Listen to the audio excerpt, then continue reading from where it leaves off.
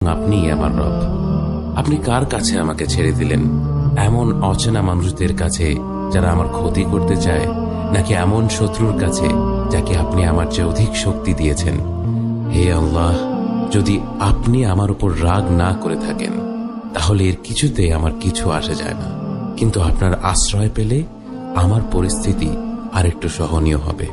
হে আল্লাহ, আমি আপনার চেহারার নূরের কাছে আশ্রয় চাই, যা সব অন্ধকারকে উজ্জ্বল করে দিয়েছে, যা দুনিয়া এবং আখিরাতের সব বিষয়ের সংশোধক।